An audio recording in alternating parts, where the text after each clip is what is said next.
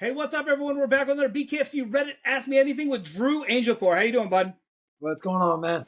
So, like, my podcast career has come full circle. You were my first guy 6 months ago. I get to do you now before like the biggest fight of your career. Like, it's going awesome for me. How's it going for you?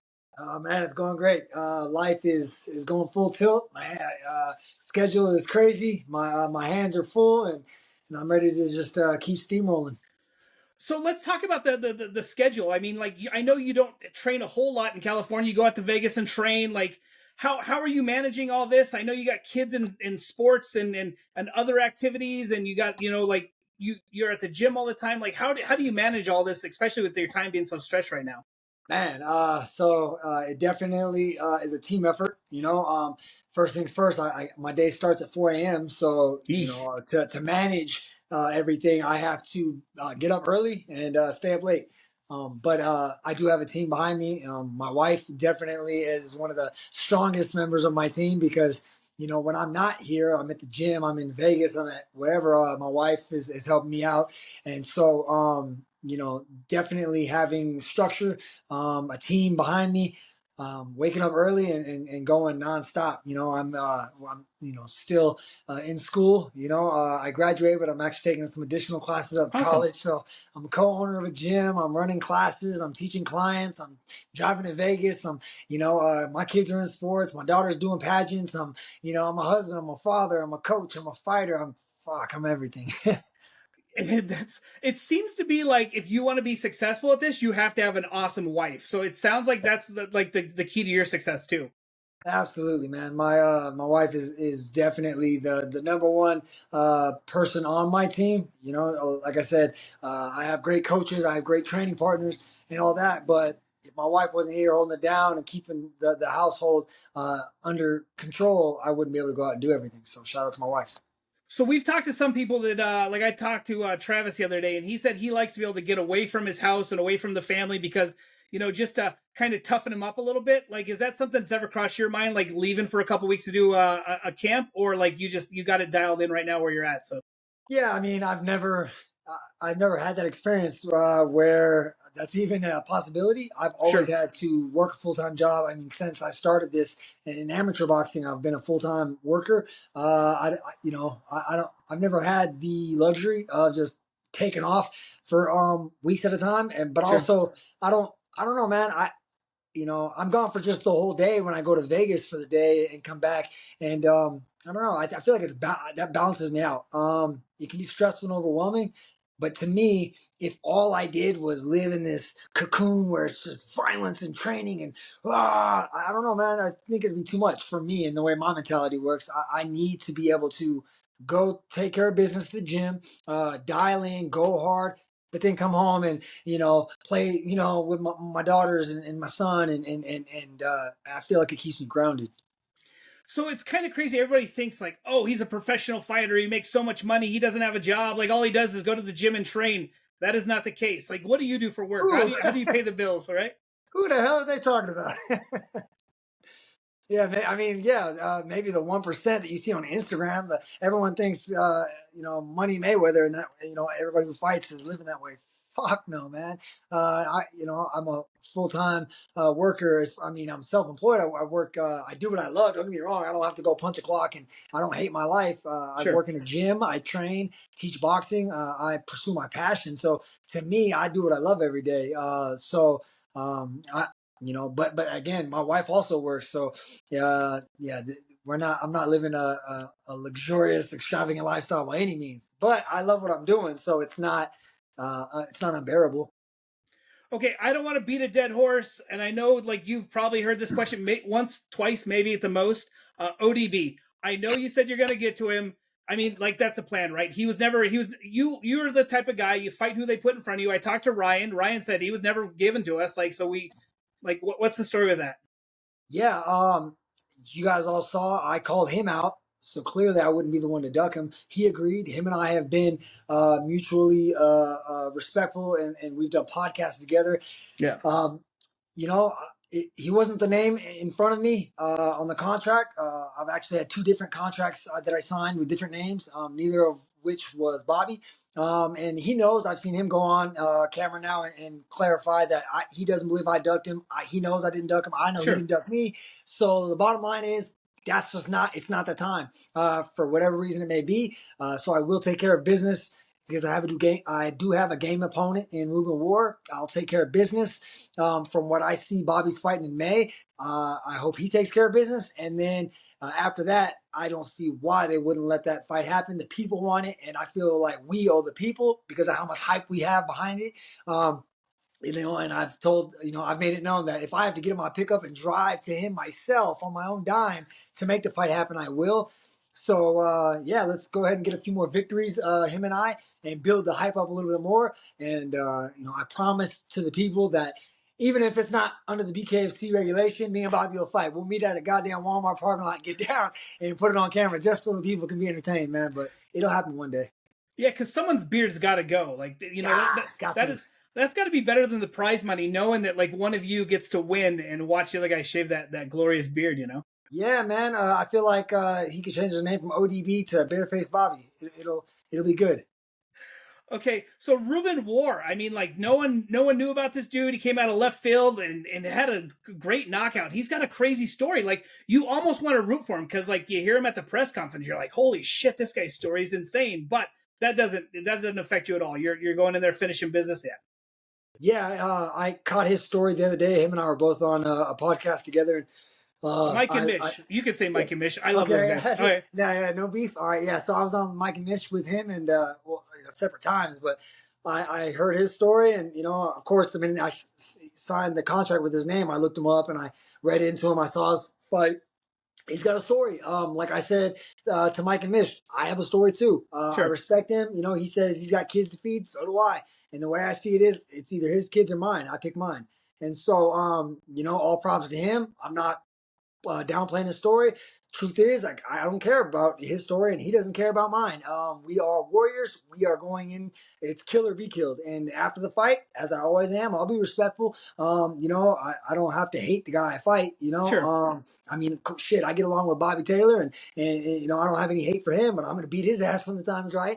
And so, me and Ruben will go to war as we're supposed to, and I mean, that's that. His story is irrelevant to me, and mine is irrelevant to him. I got bills to pay, I got kids to feed, and so does he. So let's go.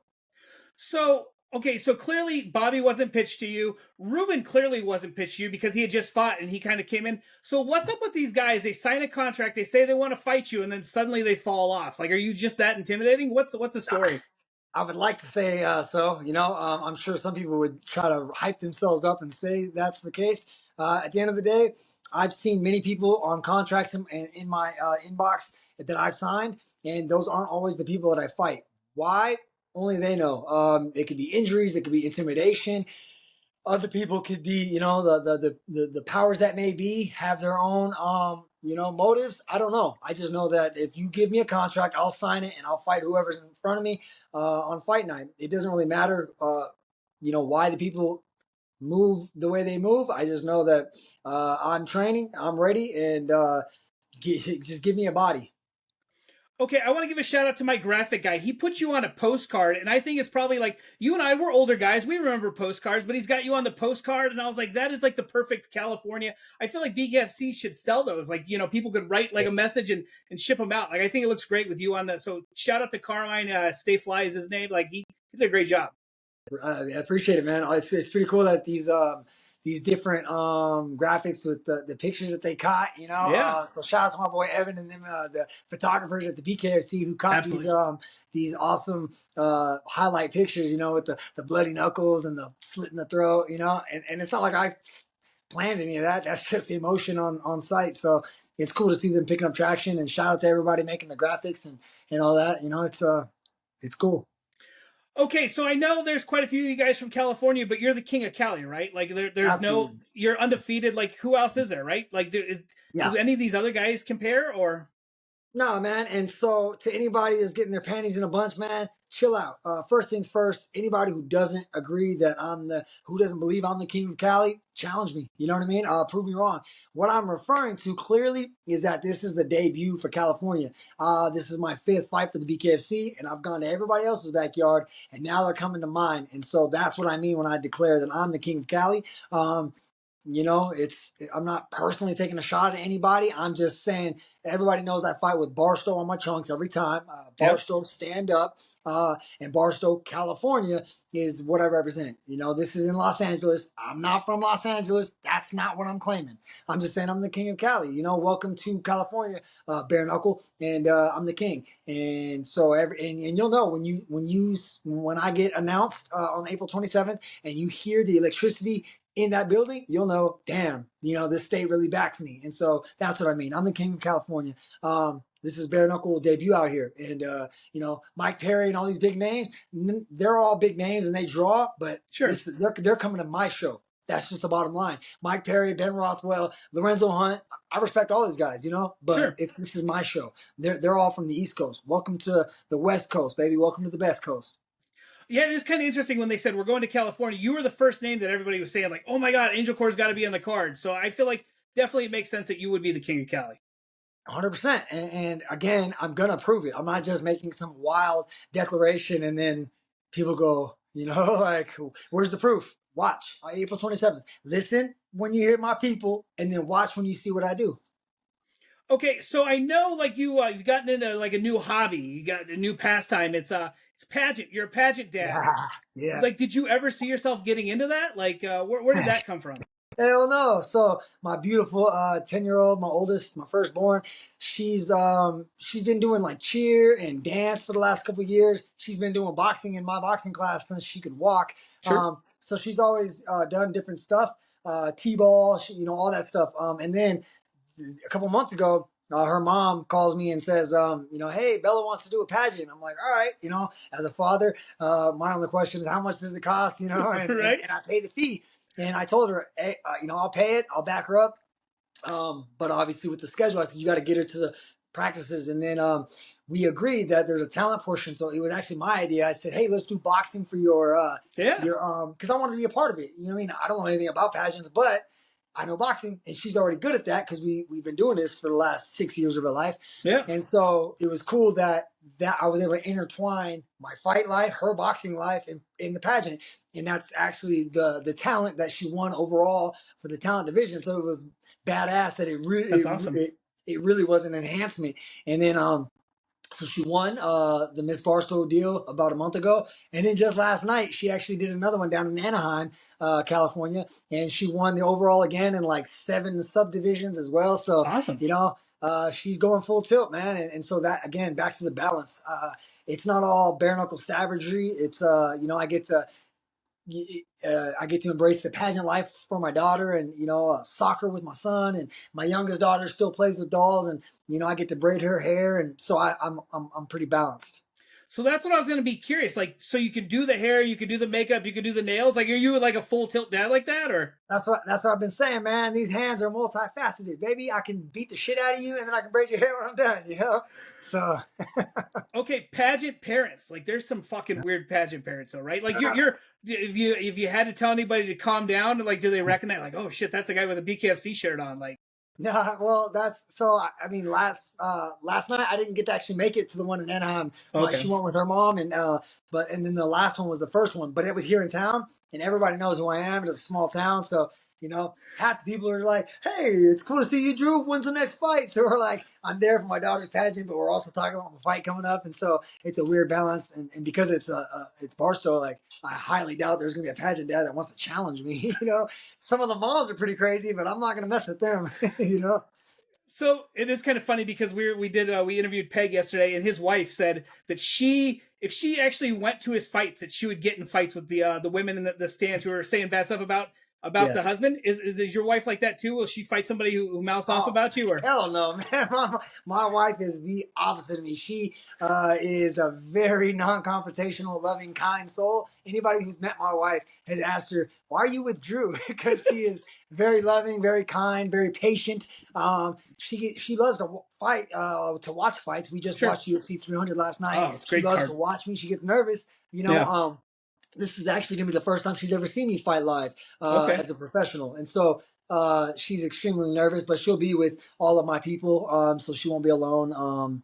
She's definitely not. I mean, don't get it twisted. She's a mama bear. If you get Yeah. in, if you threaten the kids, she'll probably stab you. But other than that, she's way too kind and loving. Which is why, again, we balance each other out because I'm here to protect her and she's there to bring me back down to, to reality.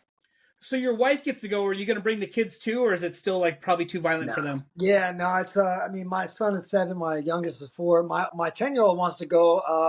I don't know if she'll go just because it's a rowdy crowd. I mean, Sure. there are kids that go. I Sure. remember my last fight, a young boy came up and I asked for an autograph. So I know there are kids present, but I don't want my kids there, especially my 2 youngest are way too young. And then I want my wife and the people that are going to be present, and I don't want them Sure. to be watching a kid. Absolutely. That makes sense. Okay, so I had one person submit a question to ask you. I mean, we already interviewed you before, so I had a bunch of questions. One person submitted a question. You probably know this person. He said, "Why do I call you the professional?" why did you call me the professional?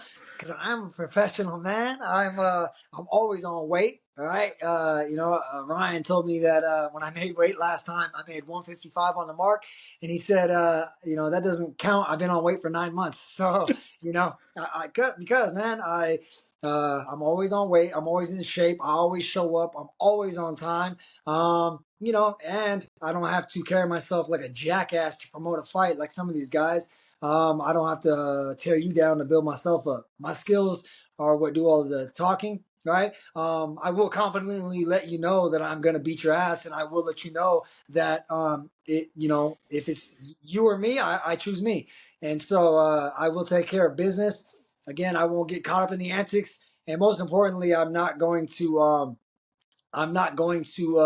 get too full of myself to where I start believing the hype. I'm aware that it's a bare knuckle fight, and at the end of the day, it only takes one punch to change the game. And so I always go in there with the understanding that this is business, and I will conduct it as such. I will never get too ahead of myself. Maybe that's why they call me the professional. Ryan's great. He gave me that question, so of course I had to ask. Okay, so this is my last question. I came up, we interviewed before, and I came up with this question after I talked to you. So do you remember the first time you were in a street fight? But then I had somebody came up and they said, "Well, what about a memorable street fight?" So do you remember do you have a memorable street fight? I know you're a guy who's fought a lot, so like I know it's going to be having to like go back in time. But do you have a memorable street fight, or do you remember your first one? Like actually, like unsanctioned, getting Yeah, like in a yeah, fight in yeah. the The first street. time you punched someone in the face out of anger, Oh man. Well, I mean, to those who know my story, I spent most of my street fights in my life getting my ass whooped, and that's why I had to learn how to box. So, right? I don't know, man. I don't know. I got a lot of drunk bar fights. I don't remember a lot of those. Again, that's why I'm sober. I don't know. I don't think I have any memorable street fights. Most of them are bad memories where I got beat up, and Right. and so I guess take them all together. And the memory is that because of that, I found the sport of boxing at 16, 17, and then it shaped me to be who I am today. So yeah, nothing in particular. All of them together. Okay, so you talk about being sober. So like, there's 2 guys on the UK card that I'm friends with, Danny Christie and Jono. Both guys got sober, and both guys had phenomenal performances on the UK card.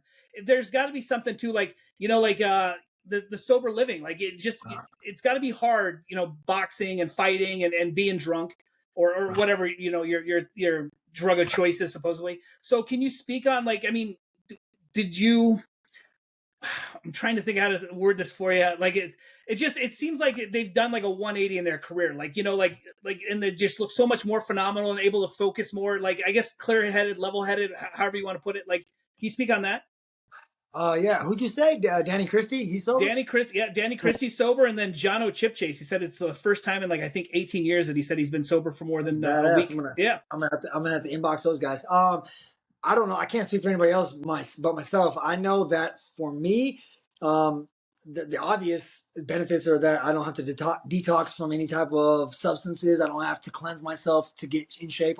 I'm always in shape because I don't have drugs and alcohol in me. But for me, I believe the mental change is more so I got sober because I took such a beating in life that at this point, getting in a fist fight is nothing compared to the ass whooping that life gave me. If sure. that makes sense. So Yeah, the lifestyle I lived that led me to having to get sober was so unbearable that now it's like, okay, I can endure training sessions that kick my ass. I will go toe to toe with any man that's in front of me. I'm willing to do those things because living the way I used to live was so tough that this is easy in comparison, right? sure. And so that mental fortitude of like, man, I've been through a lot of shit. And this isn't like a sob story where I want you to feel bad for me. Everything Yeah. I went through, I caused, I deserved.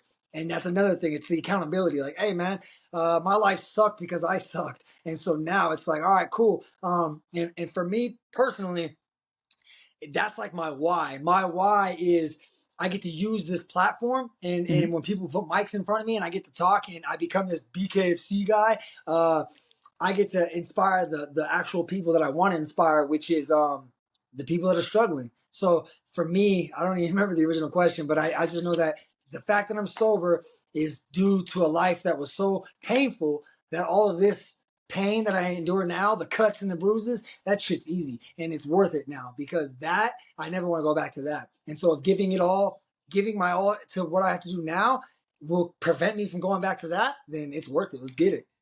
So this, like, I really enjoyed talking to you guys, and I can ask you questions about fighting all day. But you as a person, like what you just told us, and the inspiration, and like how, like that's why I do these interviews because like I feel like someone's gonna listen and be like, holy shit, I don't want my life to be like that anymore. Yeah. And then hear you speak how like how great your life has turned around. Like you're an inspiration to a lot of people, and like to me, that's so much more important than like learning about a fight. So thanks so much for spreading your message. No, thank you, man. I appreciate you giving me a platform and an opportunity to share that.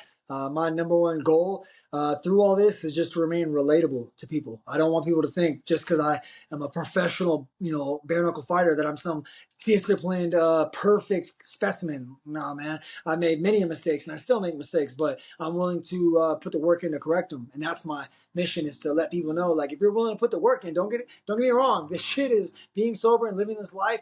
It takes work. Just like Yeah. being a fighter and being successful at it takes work. Life is hard work. And so that's the message. Work hard. Okay, I have no more questions. Is there any shout outs or anybody you want to thank before we end? Well, I mean, first and foremost, Barstow stand up. Thank you to my city and everybody who backs me, all of my sponsors.